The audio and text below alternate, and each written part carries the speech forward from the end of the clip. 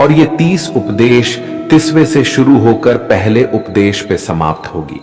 इसलिए वीडियो को आखिर तक पूरा ध्यान से सुने ताकि आपके भी जीवन में कल्याण हो सके। गीता का 30वां उपदेश है अश्वमेव भुक्तव्यम कृतम कर्म शुभाशुभम।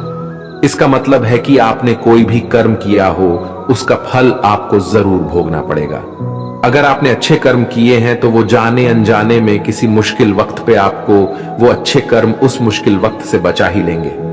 अगर आपने गलत कर्म किए हैं, पाप किया है, तो उसकी सजा भी आपको जरूर मिलेगी। तो इंसान कितना ही छुप कर कर्म करे, चाहे वो कितना ही चालाकी से कर्म करे, लेकिन कहते हैं ना, उस परमात्मा के ईश्वर के चारों तरफ कैमरे लगे हुए हैं। हमारे एक एक कर्म पर वो प्रकृति, वो परमात्मा अपनी दृष्टि बनाए रखते हैं। हमारे एक एक कदम का हिसाब होता है। इसे हम एक कहानी से समझाते हैं। एक गांव में 2 मित्र रहते थे। उन दोनों ने विचार किया, इस गांव में हम धन नहीं कमा पा रहे हैं। वो दोनों धन कमाने के लिए शहर चले गए। कुछ वर्ष वहां रहकर उन्होंने काफी धन कमाया। फिर सोचा कि अब हम अपने घर वापस चलते हैं, और हमने अच्छा खासा धन कमा लिया है। उस समय पे यातायात की इतनी सुविधाएं नहीं होती थीं। वो अपने बैलों पर ही यात्रा कर रहे थे। चलते चलते मार्ग में रात हो गए तो उन्होंने विचार किया कि आज रात हम यहीं विश्राम करते हैं। एक मित्र ने कहा कि मैं यहां पर रहकर धन की रक्षा करता हूं, तुम बाजार जाकर भोजन की व्यवस्था कर लो। जब वो मित्र बाजार गया तो उसके मन में पाप आ गया। उसने सोचा कि इतना पैसा हमने कमा लिया है, अगर मैं इसको यही जंगल में मार दूं तो सारा पैसा मेरा हो जाएगा, नहीं तो मुझे इसका आधा धन इसको देना पड़ेगा। मन में ये खोट आने पर उसने अपने मित्र के खाने में जहर मिला दिया, और जब वो खाना लेकर के अपने मित्र के पास गया, उसका मित्र वो जहर वाला खाना खाकर वहीं पर उसकी मृत्यु हो गई। वो व्यक्ति सारा धन लेकर के अपने घर वापस आ गया। फिर उसके घर में पुत्र ने जन्म लिया। जब उसका बेटा पैदा हुआ तो वो बहुत ही बीमार रहता था। उसने अपने जीवन में जो कुछ भी धन कमाया था, उसका वो सारा धन अपने बेटे के इलाज में ही खत्म हो गया। बेटा बड़ा होता गया और इसका धन नष्ट होता गया। जब उसका बेटा थोड़ा और बड़ा हो गया तो उसके पिता ने पूछा कि बेटा, तू इतना बीमार क्यों रहता है? तू ठीक क्यों नहीं होता? मैंने अपनी जिंदगी का सब कुछ तुझ पर लगा दिया है, फिर भी तेरी तबीयत ठीक नहीं रहती। तो उसके बेटे ने बोला, कौन सा बेटा और कौन सा पिता? मैं तो तेरा वही मित्र हूं जिसको तूने जंगल में जहर देकर मार दिया था। मैंने अपना वही हिसाब पूरा करने के लिए तेरे पुत्र के रूप में तेरे ही घर में आया हूं। अब मेरा तेरा हिसाब बराबर। अब मेरा जीवन यहीं समाप्त होता है। तो गीता का उपदेश हमें यही सिखाता है, कोई अपने आप को कितना भी चालबाज समझता हो, होशियार समझता हो, लेकिन अगर उसने गलत कर्म किया है, चाहे आज नहीं तो कल उसे उसका फल भोगना ही पड़ता है। कोई भी व्यक्ति अपने किए हुए कर्म से बिना उसको भोगे कभी छूट नहीं सकता। गीता का 29वां उपदेश है कि आपके सारे दुखों का कारण किसी को अपना मानना है। आप कभी गौर करना, आपकी जिंदगी के सारे दुख, सारी तकलीफें, सारी चिंताएं वहीं से आते हैं जहां आपका अपमान होता है कि ये मेरा है, ये मेरा अपना है। यहीं से आपकी जिंदगी में दुख का आना शुरू हो जाता है। इसे एक छोटी सी कहानी से समझते हैं। एक व्यक्ति के पास एक बहुत बड़ा महल था। उसने जिंदगी भर की सारी संपत्ति लगाकर उस महल को बनाया था। आसपास के शहरों के कई लोग उसके महल को देखने आते थे। कई बड़े बड़े सेठ उसके महल को खरीदने की कोशिश करते थे। इसलिए वो महल उसका अहंकार हो गया, उसके जीने की वजह था। उसका उस महल से बहुत लगाव था। एक दिन उसके महल में आग लग गई और वो कहीं बाजार गया हुआ था। जब वो घर लौट कर आया तो उसने देखा कि उसका महल तो आग में जल रहा है। अपने घर को आग में जलता हुआ देखकर उसे इतना दुख हुआ। उसने कहा, अगर ये महल नहीं रहेगा तो मैं भी जिंदा नहीं रहूंगा। अगर मेरा महल ही जलकर राख हो जाएगा तो मैं जी कर क्या करूंगा। वो भी उसी आग में छलांग लगाने की कोशिश करने लगा। तो किसी दूसरे व्यक्ति ने उसे रोक लिया और कहा कि भाई, ये जो तुम्हारा महल है, इस महल को तुम्हारे कल बेटे ने किसी और को बेच आया है। जब उसे पता चला कि ये महल अब मेरा नहीं किसी और का हो चुका है, तो उसकी सारी चिंता खत्म हो गई। जैसे और लोग उस जलते हुए महल को देखकर तमाशा देख रहे थे, वैसे ये भी खड़ा हो गया। इतने ही देर में उसका बेटा आया। वो अपने बेटे को देखकर बहुत खुश हुआ। उसे आशीर्वाद देने लगा कि तेरे जैसा बेटा तो बहुत भाग्य वाले माता पिता को मिलता है। तुमने तो मेरी जिंदगी बचा ही ली। आज इस घर में आग लग रही थी और तूने कल ही इसका सौदा कर दिया। वो अपने पिताजी से कहने लगा कि पिताजी, इस महल के सौदे के लिए बात तो करने गया था, पर सौदा कभी पक्का हुआ ही नहीं है। जब उसके पिता ने यह सुना कि अभी इस महल का सौदा हुआ ही नहीं है, तो वो दोबारा से फूट फूट कर रोने लगा और अपनी छाती पीटने लगा। महल वही है, इंसान वही है, लेकिन जब महल मेरा है तब वो दुख भी देता है, खुशी भी देता है। लेकिन जब वो मेरा नहीं है, उससे मेरा कोई रिश्ता नहीं है, तो सारे दुख खत्म हो जाते हैं। ऐसे ही जिंदगी में जब किसी जगह, किसी इंसान को, किसी रिश्ते को, किसी काम को हम अपना मान लेते हैं, मेरा मान लेते हैं, वो वहीं से सारे दुखों की शुरुआत होती है, वहीं से हर तकलीफ की शुरुआत होती है। तो श्रीमद् भगवद गीता का ये 29वां उपदेश यही कहता है कि आप जैसे ही किसी को अपनी जिंदगी जीने की वजह मान लेते हो, इसके बिना तो मैं जी ही नहीं सकता, तो फिर वो चीज, वो इंसान, वो काम आपको बहुत दुख देता है। 22वां उपदेश है कि आज मैं जियो। हल्की चिंता करना छोड़ दो। जो भी व्यक्ति अपनी बीते हुए कल या अपने आने वाले कल में खोया हुआ रहता है, वो जिंदगी में कभी खुश नहीं रह सकता। आपको जिंदगी में खुशी सिर्फ और सिर्फ तब मिल सकती है जब आप वर्तमान में जी सके, आज के आनंद को जी सके। बीते हुए कल और आने वाले कल का कोई वास्तविक अस्तित्व नहीं होता। वो सिर्फ आपकी बुद्धि और आपके विचारों में होता है।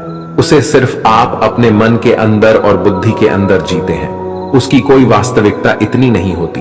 उसे सिर्फ आप अपने मन के अंदर और बुद्धि के अंदर जीते हैं।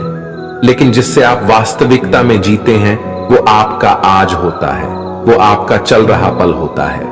अगर आप अपने मन और बुद्धि को अपने भूतकाल और भविष्य काल में अटका कर रखेंगे, तो याद रखना, आप कभी खुश नहीं रह पाएंगे। और अगर जिंदगी में खुश रहना चाहते हैं, तो आज में और इसी पल में जीना सीखें। गीता का 27वां उपदेश है कि जो आपके साथ अधर्म करे, पाप करे, गलत करे, उसे दंड जरूर देना चाहिए। अगर आप उसे सहते हैं, तो वो आपके साथ और गलत करता रहेगा। अगर आप उसे सहते हैं, तो उसके पाप में आप भी भागीदार हो जाएंगे। अर्जुन श्री कृष्ण से कहने लगे कि जिनसे मैं युद्ध करने जा रहा हूं, ये सब मेरे भाई हैं, मेरे गुरुजन हैं। मैं इनके सामने कैसे हथियार उठाऊं, इनको कैसे मारूं? तो भगवान श्री कृष्ण ने अर्जुन से कहा कि जिन्हें तुम अपना मानते हो, वो सभी अधर्मी हैं, वो पाप के पक्ष में खड़े हैं। और अगर तुम इनका वध नहीं करोगे, युद्ध नहीं करोगे, तो समाज में और भी पाप बढ़ जाएंगे। क्योंकि जब कोई ऐसे पापियों को नहीं रोकता है, तो ये और भी ज्यादा पाप करते हैं। ऐसे ही जब आपके साथ कोई गलत करता है, आपको चोट पहुंचाता है, दुख पहुंचाता है, और वही आप चुपचाप रहते हो, तो उससे सामने वाले का मनोबल बढ़ जाता है। वो आपको कमजोर समझने लगता है और आपके साथ गलत करने का वो अपना हक समझने लगता है। लेकिन जब आप उसके गलत व्यवहार को, उसके अधर्म को रोक लेते हैं, उसका विरोध करते हैं, तब वो अपनी सीमा में रहना सीख जाता है। और यही कलयुग है। अगर इस जमाने में आपको खुश रहना है, तो आपको अपनी रक्षा खुद ही करनी होगी। कोई आपके साथ गलत करे, तो उसको कभी नहीं सहना रहना चाहिए, बल्कि उसका सामना करना चाहिए। गीता का 26वां उपदेश है कि किसी से भी हद से ज्यादा मोह कभी नहीं करना चाहिए। जिससे भी आप सबसे ज्यादा मोह लगाओगे, देखना वो आपको अवश्य रुलाएगा। मोह की वजह से ही आप किसी के पीछे मरते रहते हैं। मोह की वजह से ही आपको कई बार अपमान भी सहना पड़ता है। और कई लोगों को मोह की वजह से ही अपना अपमान दिखता भी नहीं है कि सामने वाला मेरी इज्जत तक नहीं कर रहा और मैं इसके पीछे मरा जा रहा हूं। वो आपकी आंखों पे ऐसी पट्टी लगा देता है कि आपको सच और झूठ दिखाई ही नहीं देता। आपको किसी इंसान का चेहरा दिखाई नहीं देता। आप जो देखते हैं, जो सुनते हैं, उसी पर यकीन करने लगते हैं। फिर चाहे आपको कितना ही दर्द मिल रहा हो, अगर आप किसी इंसान को ठीक से समझना चाहते हैं, उसकी सच्चाइयों को जानना चाहते हैं, तो उसके लिए बहुत जरूरी है कि आप उसके मोह से जल्द बाहर आ जाएं। आपका मोह आपको दुख देता है। जिस दिन मोह खत्म, उस दिन आपको किसी भी रिश्ते से कोई दुख नहीं मिल सकता, क्योंकि आपको फिर कोई फर्क ही नहीं पड़ेगा। गीता का 25वां उपदेश यह है कि आप वो मत करो जो सभी करते हैं, बल्कि वो करो जो आपके लिए सही है। स्वधर्मम निधनम श्रेय भारत धर्मो भयावह। श्री कृष्ण ने अर्जुन से कहा कि एक जो तेरा कर्तव्य है, जो तेरे लिए सही है, जो तुझे करना चाहिए वो कर तू। कभी भी वो काम मत कर जो दुनिया कर रही है। क्योंकि अर्जुन श्री कृष्ण से कहने लगा कि ऐसे भयंकर युद्ध में पढ़ने से अच्छा है कि मैं सन्यासी बन जाऊं। तो श्री कृष्ण ने अर्जुन से कहा कि सन्यासी बनना तेरा कर्म नहीं है, तेरा धर्म नहीं है, क्षत्रिय है तू। कर्म और तेरा धर्म यही है कि तू अधर्म का नाश कर, धर्म की रक्षा कर। ऐसे ही हर इंसान का एक अलग कर्तव्य होता है, एक अलग ही मार्ग होता है। तो कभी भी उस मार्ग पर मत जाना जहां सारी भीड़ जा रही हो। कभी भी वो काम मत करो जो दुनिया करती है, कि आजकल का ये ट्रेंड हो गया है, ये फैशन हो गया है, सब करते हैं इसलिए हम भी कर रहे हैं। सारी भीड़ यही काम कर रही है इसलिए हम भी कर रहे हैं। अगर आप वो करोगे जो भीड़ कर रही है, तो आप भी उसी भीड़ में कहीं खो जाओगे। लेकिन वही अगर आप वो करोगे जो आपके लिए सही है, जो आपकी प्रतिभा है, तो दुनिया की सारी भीड़ में भी आप सबसे अलग नजर आओगे। गीता का 24वां उपदेश है कि जिंदगी में धोखा अपने ही देते हैं, क्योंकि उनको आपकी कमजोरियों का पता होता है। बाहर वाला आपको धोखा नहीं दे सकता, क्योंकि उसको आपके बारे में पता ही नहीं है कि आपको चोट कहां पहुंचानी है। लेकिन जो आपका अपना है, आपका खास है, उसे बहुत गहराइयों से पता होता है कि इसकी कमजोरी क्या है। ऐसा क्या करे जिससे इसको दर्द पहुंचाया जा सके, जिससे इसको हम नीचा दिखा सकते हैं, इसको चोट पहुंचा सकते हैं। ये कलयुग है, इसमें बाहर वालों से नहीं, जो हमारे अपने हैं ना, उनसे ही सावधान रहना होता है। महाभारत का युद्ध दो अलग अलग राज्यों में नहीं हुआ था, बल्कि एक ही परिवार के भाइयों में हुआ था। सभी आपस में एक ही वंश के लोग थे। कितनी बार दुर्योधन ने जहर देकर भीम को मारना चाहा। न जाने कितनी बार दुर्योधन ने पांडवों को जान से मारने की कोशिश की। वो उसका कोई पराया नहीं था, बल्कि उसका भाई था। सारी लड़ाइयां घर के अंदर ही होती हैं, बाहर कौन लड़ेगा? हमसे घर में ही सारे झगड़े होते हैं। तो आपको चोट सिर्फ वही लोग पहुंचा सकते हैं जो आपके अपने हैं। आपको धोखा सिर्फ वही लोग दे सकते हैं जो आपके अपने हैं। गीता का 23वां उपदेश है, जो इंसान अपनी रक्षा खुद नहीं कर सकता, उसकी रक्षा भगवान भी नहीं कर सकते। श्री कृष्ण अर्जुन से कहते हैं कि तस्मात् सर्वेषु कालेषु माम नुस्मर युद्ध च, यानी कि हे अर्जुन, तू हर काल में मेरा स्मरण करते रहना और युद्ध भी करते रहना। तो अर्जुन ने श्री कृष्ण से पूछा कि ये युद्ध तो कुछ ही दिनों में समाप्त हो जाएगा, लेकिन आप कह रहे हैं कि तू हमेशा मेरा स्मरण करते रहना और युद्ध करते रहना। हमेशा युद्ध करने का क्या मतलब है? तो श्री कृष्ण ने अर्जुन से कहा कि ये जिंदगी ही रणभूमि है। इस जीवन में सुख दुख आते ही रहेंगे और तुझे उनका डट के मुकाबला करना है। श्री कृष्ण ने यह नहीं कहा कि तू चुप करके बैठ जाना और मैं लड़ाई करूंगा। बहुत गहराई है गीता के ज्ञान में। हमारे जीवन की डोर भी संभाल के ईश्वर बैठे हुए हैं, लेकिन युद्ध हमें ही करना है। ईश्वर को याद करना है कि हे ईश्वर, मुझे शक्ति देना, मुझे समझ देना, मुझे बुद्धि देना, ताकि मैं अपनी जिंदगी की सारी लड़ाइयां जीत सकूं, मैं जिंदगी में सही मार्ग पर चल सकूं। लेकिन आपको अपनी लड़ाई खुद ही लड़नी पड़ती है। जो लोग ये कहते हैं कि हम कुछ नहीं करेंगे, सभी ईश्वर करेंगे, तो कहते हैं कि आलसी इंसान को देखकर तो भगवान भी घबरा जाता है। ये कुछ नहीं करेगा। भगवान ने बुद्धि दी है, समझ दी है। ईश्वर आपको प्रेरणा देते हैं, शक्ति देते हैं, लेकिन आपको अपनी रक्षा स्वयं ही करनी पड़ेगी। गीता का 22वां उपदेश है कि कोई भी ऐसी गंदी आदत खुद को मत लगने देना जो आपकी जिंदगी को बर्बाद कर दे। कहीं ना कहीं महाभारत का यह युद्ध एक जुआ की आदत की वजह से ही शुरू हुआ था। सारा खेल वहीं से शुरू हुआ था। एक ऐसी जुआ की लत जहां युधिष्ठिर ने अपने भाइयों को दांव पर लगा दिया, अपनी पत्नी को दांव पर लगा दिया, ऐसा जितने का नशा की अपना सब कुछ गंवा दिया। ऐसे ही हम भी अपनी जिंदगी में जब कोई ऐसी गंदी आदत लगा देते हैं, चाहे वो कोई भी हो, चाहे वो नशे की हो, मोबाइल की हो, किसी इंसान की हो, कोई गलत काम करने की हो, कोई भी गलत आदत जो आपको बर्बाद कर सकती है, अगर आप उसको नहीं छोड़ेंगे तो आपका सब कुछ खत्म हो जाएगा। इससे पहले कि आपकी आदत आपको खत्म कर दे, आप अपनी गलत आदतों को खत्म कर दीजिए।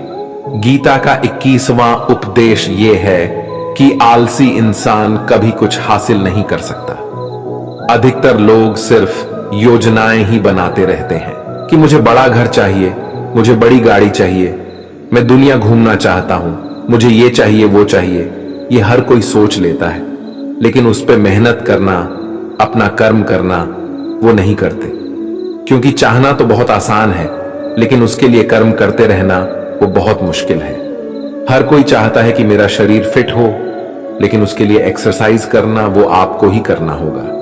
जो इंसान आलसी बन के बैठा रहता है तो उसे ना ही अच्छा शरीर मिलता है और ना ही अच्छा जीवन मिलता है। तो अगर जिंदगी में कुछ पाना चाहते हो तो आलस्य को अपनी जिंदगी से दूर कर देना। आलस्य के चलते ही आपको कुछ मिलने वाला तो नहीं, लेकिन जो आपके पास है ना, वो भी गवा दोगे।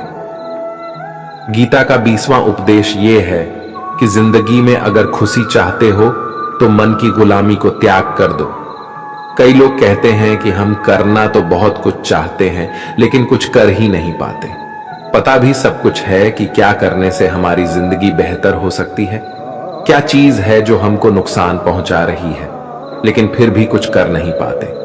समझते सब कुछ है, लेकिन समझकर भी, चाहकर भी कुछ कर ही नहीं पाते। वो इसलिए होता है क्योंकि आप अपने मन के गुलाम बन चुके हो। लोग तो अपनी जीभ का भी स्वाद तक नहीं छोड़ पाते।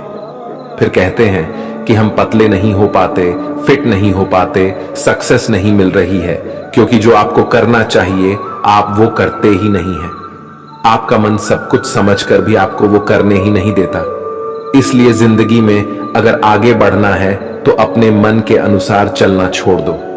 जो आपके लिए सही है वो ही आपको करना चाहिए। गीता का 19वां उपदेश यह है कि जो आपका है वो आपको मिल के ही रहेगा, और जो नहीं मिला है उसके लिए रोना छोड़ दो।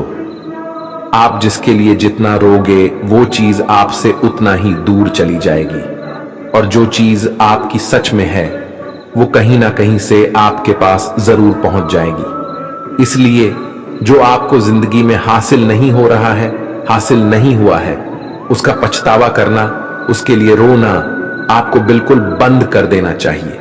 गीता का 18 उपदेश ये है, आप संसार में जितना प्रेम लगाओगे उतना ही जीवन में दुख और पीड़ा का अनुभव करोगे। गीता का 17वां उपदेश ये है कि जिस इंसान को बात बात पर क्रोध आता है, सुख और शांति उसके जीवन में कभी नहीं आ सकते। क्योंकि जो इंसान बहुत ज्यादा क्रोधी होता है उसके सारे मित्र उसे छोड़कर चले जाते हैं। वो अपने मन में भी दर्द में ही जीता रहता है, तकलीफों में जीता है। ज्यादा गुस्सा करके या ज्यादा क्रोध करके जो भी आपके पास है ना, वो आप उसे खो दोगे, और ऐसे इंसान को शांति कभी नहीं मिलने वाली है। इसलिए अपनी जिंदगी में शांति अगर चाहते हो तो बात बात पर गुस्सा करना छोड़ देना चाहिए। गीता का 16वां उपदेश है कि चाहे आप किसी की मदद करें या ना करें, लेकिन जानबूझकर कभी किसी का दिल नहीं दुखाना चाहिए। क्योंकि जब आपकी वजह से किसी का दिल दुखता है ना, तो याद रखना आपको भी वही दर्द एक दिन जरूर मिलेगा।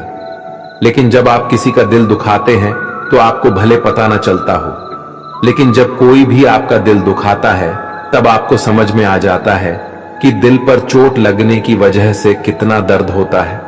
इसलिए चाहे आप किसी की मदद करो या ना करो, लेकिन किसी का दिल कभी भी नहीं दिखाना चाहिए। गीता का 15वां उपदेश यह है कि जो मुश्किल वक्त में, जो दुख के समय में आपका साथ दे, सिर्फ वही आपका अपना है। बाकी सब अपनेपन का नाटक करने वाले बहुत लोग होते हैं, बड़ी बड़ी बातें करने वाले बहुत लोग होते हैं कि हम आपसे बहुत प्रेम करते हैं। कोई भी दुख हो, कोई भी तकलीफ हो, हमें याद कर लेना। लोग दुख उठाने की बात करते हैं, लोग आने जाने की बात करते हैं, हाथ मिलाना तो ठीक से नहीं जानते और दिल मिलाने की बात करते हैं। जब सच में आपकी जिंदगी में तकलीफ आएगी ना, तब आपको समझ में आ जाएगा कि आपका साथ देने के लिए कौन खड़ा है और कौन भाग गया। क्योंकि उस समय पे सारे लोग भाग जाते हैं, क्योंकि लोगों को पता होता है कि ये व्यक्ति हमारे पास आया तो हमसे मदद ही मांगेगा और वो हमें कुछ दे नहीं पाएगा। लोग आपसे सिर्फ तभी रिश्ता रखते हैं जब आप उन्हें कुछ दे सकते हैं और आपसे उन्हें कुछ फायदा हो सकता है। लेकिन जब लोगों को ये पता चल जाता है, ये समझ में आ जाता है कि उनको आपसे कोई फायदा नहीं होने वाला, बल्कि उनको तो आपकी मदद करनी पड़ेगी, तो वो आपको दूर से ही देखकर भाग जाते हैं। इसलिए जो आपके मुश्किल वक्त में आपके साथ खड़ा हो, सिर्फ वही आपका अपना होता है। बाकी इस दुनिया में सब पराये होते हैं, क्योंकि सिर्फ अपना अपना कह देने से कोई अपना नहीं हो जाता। गीता का 14वां उपदेश है कि जो भी होता है अच्छे के लिए होता है, और जो हो रहा है वो भी अच्छे के लिए ही हो रहा है, और जो आने वाले भविष्य में होगा वो भी अच्छे के लिए ही होगा। वैसे ये बहुत गहरी बात है। कुछ चीजें जिंदगी में ऐसी होती है जो हमें लगता है कि मेरे साथ ही ऐसा क्यों हुआ, मेरे साथ ही होना था ये सब। लेकिन जब वो वक्त गुजर जाता है, एक दिन हमको समझ आ जाता है कि अगर हमारे साथ ये सब नहीं होता तो आज हम इस मुकाम पर नहीं होते। अगर मेरे साथ ये सब नहीं होता तो शायद हमारी जिंदगी और भी बर्बाद हो सकती थी। इसलिए अगर हमें ये समझ में आ जाए कि जिंदगी में जो कुछ भी हो रहा है वो सब अच्छे के लिए ही हो रहा है, तो जीवन में हमेशा खुश रहेंगे। गीता का 13वां उपदेश है कि हर काम को समझदारी से करना ही योग होता है। योगः कर्मसु कौशलम। कई लोग काम तो करते हैं लेकिन उन्हें हासिल कुछ नहीं होता। बहुत लोग कहते हैं कि हम तो मेहनत बहुत करते हैं, तब भी जिंदगी में सफलता हासिल नहीं हो रही है। लेकिन सच्चाई यह है कि बहुत कुछ करने से, बहुत मेहनत करने से आपको सफलता नहीं मिलेगी, लेकिन सही तरीके से, सही समझ के साथ काम करने से आपको जिंदगी में सफलता अवश्य मिलेगी। गीता का 12वां उपदेश है कि कभी भी किसी भी चीज की अति नहीं करनी चाहिए। कोई भी चीज हद से ज्यादा नहीं करना चाहिए। किसी से प्रेम भी हद से ज्यादा मत करना, किसी से नफरत भी हद से ज्यादा नहीं करना। हद से ज्यादा मीठा भी खराब हो जाता है, हद से ज्यादा कड़वा भी खराब हो जाता है, हद से ज्यादा आराम भी आपको बीमार कर सकता है, हद से ज्यादा खाना भी आपको बीमार कर देगा, हद से ज्यादा भूखा रहना भी आपको नुकसान ही पहुंचाएगा, और हद से ज्यादा जागना भी आपको बहुत ज्यादा नुकसान पहुंचाएगा। इसलिए जीवन को संतुलन के साथ जीना चाहिए। जैसे ही आप संतुलन को खो देते हैं, वैसे ही आपके जीवन में कोई ना कोई छोटी या बड़ी दुर्घटना हो जाती है। गीता का 11वां उपदेश है कि जिसे आप सबसे ज्यादा महत्व दोगे वो आपको कभी महत्व नहीं देंगे। आपने कभी गौर किया है कि आपका अपमान कौन लोग करते हैं कि आप जिसे सबसे ज्यादा, हद से ज्यादा महत्व देते हैं। दूसरों की इज्जत करना अच्छी बात है, पर दूसरों की अगर बहुत ज्यादा इज्जत करेंगे, उनकी नजर में आपकी इज्जत खत्म हो जाती है। इसलिए किसी को भी कभी भी अपना सब कुछ नहीं बनाना चाहिए कि तुम ही मेरे सब कुछ हो। जैसे ही आप किसी को अपना सब कुछ बना लेते हैं तो आप उसके लिए कुछ भी नहीं रह जाते। इसलिए लोगों को इज्जत उतना ही देना चाहिए जितना वो हजम कर सके। हद से ज्यादा इज्जत देना आपकी ही बेइज्जती करवा सकता है। गीता का 10वां उपदेश है जिसके साथ सत्य और ईश्वर की शक्ति है। चाहे सारी दुनिया उसके खिलाफ ही क्यों ना हो जाए, लेकिन अंत में जीत उसी की होती है। श्रीमद् भगवद गीता में कुल 700 श्लोक है और 18 अध्याय हैं। गीता का आखिरी श्लोक है, यत्र योगेश्वरः कृष्णो यत्र पार्थो धनुर्धरः तत्र श्रीरः विजय और भूति विधवाणी फिर मतिर्ममः। धृतराष्ट्र बार बार संजय से पूछता था कि बताओ युद्ध में कौन जीत रहा है, कौन हार रहा है, क्योंकि उसे विश्वास था कि भीष्म पितामह मेरे पक्ष में है, गुरु द्रोणाचार्य मेरे पक्ष में है और यहां तक कि कर्ण भी मेरे पक्ष में है, तो भला हमें कौन हरा सकता है। लेकिन संजय ने धृतराष्ट्र को कहा कि जहां ईश्वर है वहीं पर सकते हैं और हमेशा वही जीत होती है। चाहे आपके पास कितनी भी शक्ति क्यों ना हो, लेकिन सत्य और ईश्वर जिसके लिए खड़े हो जाए उसे दुनिया में कोई भी नहीं हरा सकता। गीता का 9वां उपदेश है कि किसी पर भी आंखें बंद करके भरोसा नहीं करना चाहिए। जैसे महाभारत की कथा में दुर्योधन ने कितनी बार षड्यंत्र करके पांडवों को मारने की कोशिश की, आग में जलाने की कोशिश की, पर वो धर्म पर चलने वाले लोग बार बार उसकी बातों में आ गए। ये बात और है कि ईश्वर उनकी रक्षा कर रहे थे, पर जिसे वो अपना भाई समझ रहे थे, जिससे वो अपना सगा समझ रहे थे, जिस पे वो भरोसा कर रहे थे, वही उनकी मृत्यु करवाना चाहता था। इसलिए भरोसा करते समय अपनी आंखें जरूर खुली रखनी चाहिए। गीता का 8वां उपदेश है कि जीवन में वैसे तो लड़ाई झगड़े से बचना चाहिए, लेकिन जब बात आपके चरित्र, सम्मान और अधिकार की हो तो लड़ना भी चाहिए। अर्जुन भी महाभारत का युद्ध करना नहीं चाहते थे क्योंकि सामने उसके अपने खड़े थे, लेकिन श्री कृष्ण ने उन्हें उपदेश दिया कि यहां पर बात लड़ाई की नहीं है, तेरे सम्मान की है, तेरे चरित्र की है, तेरे अधिकार की है। जो द्रौपदी के साथ कौरवों ने भरी सभा में अपमान किया, उसे नग्न करने की कोशिश की, इतना बड़ा अधर्म किया, वो तुम्हें कभी नहीं सहना चाहिए। इसलिए बात जब आपके चरित्र पर आ जाए, आपके सम्मान पे आ जाए, तो चाहे वो अपना ही क्यों ना हो, आपको उसके साथ अवश्य ही लड़ना चाहिए। गीता का 7वां उपदेश है कि चाहे कितना भी बुरा वक्त आ जाए, लेकिन जो इंसान जिंदगी में कभी हिम्मत नहीं हारता, वो सब कुछ हासिल कर सकता है। जब पांडव लोग जुए में सब कुछ हार गए, उनको 12 साल के लिए वनवास मिला और 1 साल के लिए अज्ञातवास। वो भिक्षा मांग के अपनी जिंदगी को पालते थे, भयानक जानवरों के बीच जंगलों में भटकते रहते थे, लेकिन इतना मुश्किल वक्त झेलने के बाद भी आखिर में विजय उन्हीं की हुई, क्योंकि उन्होंने अपने अंदर कभी हिम्मत नहीं खोई। ऐसे ही आपकी जिंदगी में कितना ही मुश्किल वक्त क्यों ना आ जाए, लेकिन आपके अंदर अगर हिम्मत है तो जीत आपकी अवश्य होगी। गीता का 6ठा उपदेश है कि जो किसी और का है उस पर कभी अधिकार अपना नहीं जमाना चाहिए, कभी कब्जा नहीं करना चाहिए। जब शकुनी ने षड्यंत्र करके पांडवों को हस्तिनापुर से अलग करवा दिया, एक राज्य दे दिया जहां की भूमि भी बंजर थी, जहां और कुछ नहीं हो सकता था, लेकिन पांडवों ने उस शहर को इतना सुंदर बना दिया, इतना वैभवशाली बना दिया कि हस्तिनापुर भी उसके आगे फीका लगने लगा। और उसके वैभव को और सुख को देखकर दुर्योधन अंदर ही अंदर जलता था, और इसलिए उसने कई षड्यंत्र करके उनका वो खांडव प्रस्थ भी उनसे छीन लिया। जो चीज उनकी नहीं थी उस पर भी कब्जा किया। तो उसका आखिर में परिणाम यही हुआ कि जो चीज उनके पास थी वो भी उसके पास नहीं रही, उसे गंवाना पड़ गया। इसीलिए जो आपका नहीं है कभी उस पर अधिकार नहीं जमाना चाहिए। गीता का 5वां उपदेश है कि वो इंसान जिंदगी में सफल माना जाएगा जो अंदर से हमेशा खुश रहता है। बाहर से तो सभी खुश दिखाई देते हैं, लेकिन अंदर से इंसान अशांति से भरा रहता है।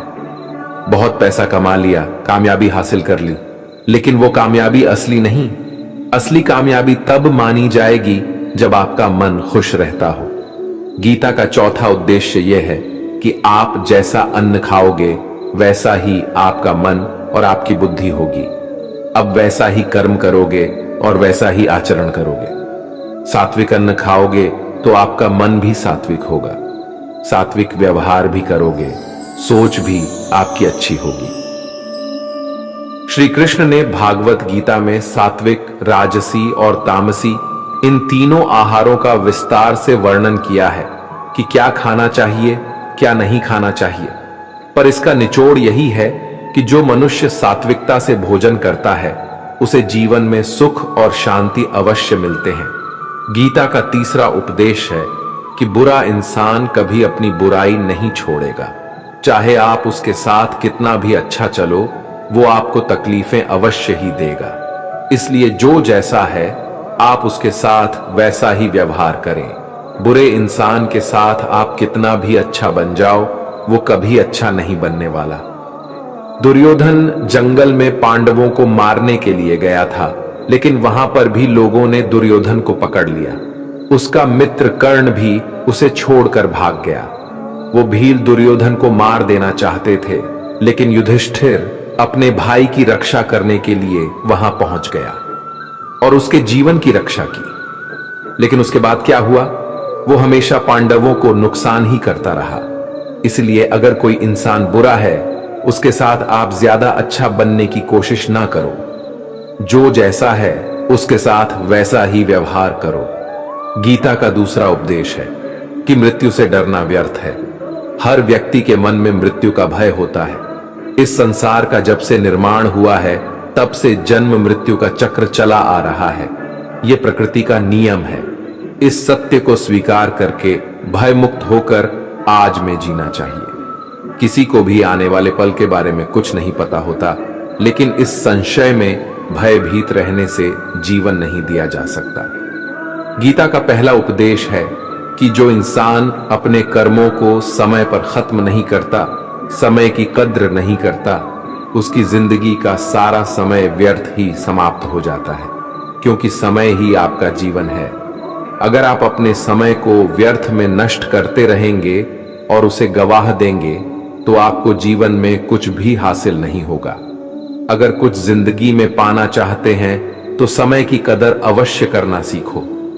जो भी व्यक्ति गीता के इन 30 उपदेशों को रोज सुनेगा, समझेगा, तो जिंदगी की कितनी भी मुश्किल से मुश्किल घड़ी क्यों ना आ जाए, उसे ऐसे मुश्किल वक्त में भी रास्ता अवश्य मिलेगा।